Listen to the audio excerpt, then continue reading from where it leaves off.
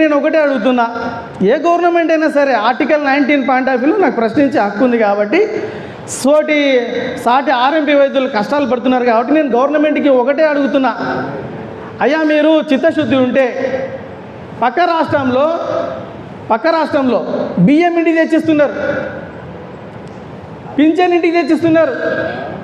అక్కడ విద్యా వ్యవస్థ బాగుపడింది, వైద్య వ్యవస్థ బాగుపడింది, వాళ్ళకి ఇంకా రాజధాని లేదు. మరి మనకి ఇక్కడ రాజధాని ఉంది, హైదరాబాద్ ఉంది, గోల్కొండ ఉంది, హైటెక్ సిటీ ఉంది, ఇన్ఫ్రాస్ట్రక్చర్ డెవలప్ అయింది, హార్డ్వేర్ సాఫ్ట్వేర్ అన్ని రంగాల్లో ముందుకెళ్తున్నాం. కానీ ఎందుకయ్యా 108కి ఫోన్ చేస్తే అర్ధగంట దాకా రాదు. పోనీ సరే, ఆర్ఎంపీ వ్యవస్థ మీకు అంత బరువు అయితే మీరు అపోజ్ చేసి దానికంటే ముందు ప్రపోజ్ చేయాలి కదా. పల్లెల్లో మీ ఎంబీబీఎస్ డాక్టర్ వచ్చి బ్యాచిలర్ డిగ్రీ బ్యాచిలర్ సర్జరీ చేసినటువంటి ఎంబీబీఎస్ డాక్టర్ వచ్చి లక్షల కోట్లు ఖర్చు పెట్టి చదువుకున్న డాక్టరు విలేజ్లోకి వచ్చి సేవ చేస్తున్నాడా? రమ్మనండి. అదే ఆర్ఎంపీ డాక్టర్ తీసుకున్నటువంటి 50 రూపాయలు 100 రూపాయలు తీసుకుని సేవ చేయండి లక్షణంగా. అట్లా చేయడానికి రాదంట, ఉన్న ఆర్ఎంపీని తీసేస్తారంట.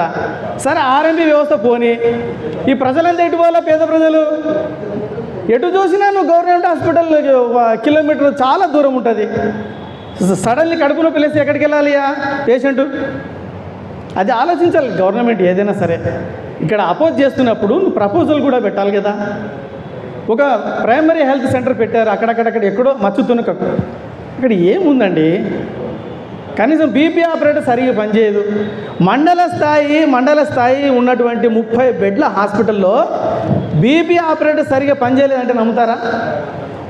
మొన్న సంవత్సరం క్రితం ఇబ్రహీంపట్నం మండల హాస్పిటల్లో 4 మహిళలు, పేద మహిళలు కూని ఆపరేషన్ కోసం పోయి ప్రాణాలు వదిలే.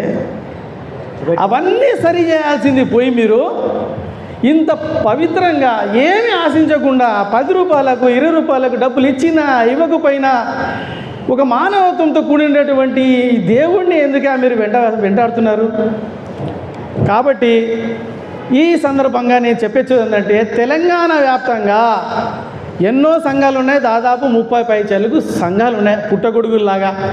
నేను సంఘానికి అధ్యక్షుడు అని భుజాలు చర్చుకుంటూ మొత్తం చెట్టుకొకడు పుట్టకొకడు పోతే ఐకమత్య లేకపోవడం వల్ల ఈ సిస్టాన్ని మొత్తాన్ని కొలాప్స్ చేయడానికి ఐఎంఏలు కావచ్చు, టీఎస్ కౌన్సిల్ కావచ్చు, ఏదైనా కావచ్చు, ఈ ఆర్ఎంపీలంతా ఐకమత్యం కాకుండా పోవడం వల్ల ఈ వ్యవస్థని తీసేయాలని చూస్తున్నారు.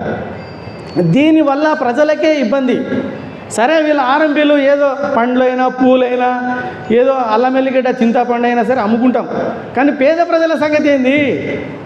ఆ ప్రజలకు వైద్యం ఏర్పాటు చేయాలి కదా.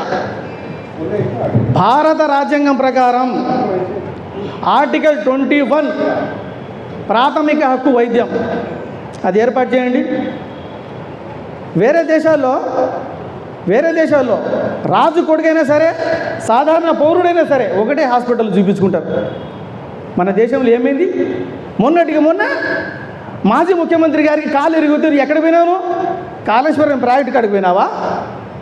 లేదా ఇంకొకటి ఏదైనా వెళ్ళినావు, నువ్వు ప్రైవేట్ హాస్పిటల్కి పోయినావు. సోమాజీ కూడా ఇదే యశోద హాస్పిటల్ చూపించుకున్నావు. అంటే నీకైతే ఒక హాస్పిటల్, పేద ప్రజలకైతే ఒక హాస్పిటలా? ఇది ఎక్కడి న్యాయం అండి? ఇది ఎస్సీ ఎస్టీ బీసీ మైనారిటీ మీద ఈ ఆర్ఎంపీ డాక్టర్లంతా ఎవరు? 99% ఎస్సీ ఎస్టీ బీసీ మైనారిటీ సామాజిక సపంట కులాలకు సంబంధించిన వాళ్ళు కాదా? ఈ కార్పొరేట్ హాస్పిటల్స్ అని ఎవరికి? 99% అగ్రవర్ణాలది కాదా? దీని వెనుక కుట్ర ఈ ఆర్ఎంపీ సోదరులకు తెలవక పుట్టగొడుగుల్లాగా చిన్న సంఘాలు పెట్టుకొని పోతూ ఉంటే ఈ అగ్రవర్ణాలు ఈ రకంగా కూడా ఈ సపండ కులాలను దాడి చేస్తూ ఉంటే అట్నే కూర్చొని ఉంటుంటారా? కాబట్టి మీరంతా, నేను ఆర్ఎంపీ సంఘాల అసోసియేషన్ వాళ్ళందరికీ ఒకటే రిక్వెస్ట్ చేస్తున్నా, మనమంతా చెల్లాచెదురు కావద్దు. ఇప్పుడైనా ఈ సపండ కులాలకు ఈ ఆర్ఎంపీ డాక్టర్ల దగ్గరికి పోయేటోళ్ళు ఏ పెద్ద మోతుబరి ఓరు, పేదలు కూలీలు చేసుకునే వాళ్ళంతా సపండ కులాల వాళ్ళంతా వస్తారు. మళ్ళీ ఆర్ఎంపీలు కూడా పాపం ఎంఏ బీఈడీలు చేసిన వాళ్ళు ఉన్నారు, దీంట్లో బీటెక్లు చేసిన వాళ్ళు ఉన్నారు. పెద్ద చదువు చదవక ఉద్యోగాలు రాక ఒక ప్రాథమిక ఆరోగ్య సూత్రాలు నేర్చుకొని చేదోడు వాదుడుగా ఉంటూ సేవ చేస్తున్నారే. ఒక ఏఎన్ఎం నర్సుకి ఇచ్చిన విలువ ఇయ్యారా?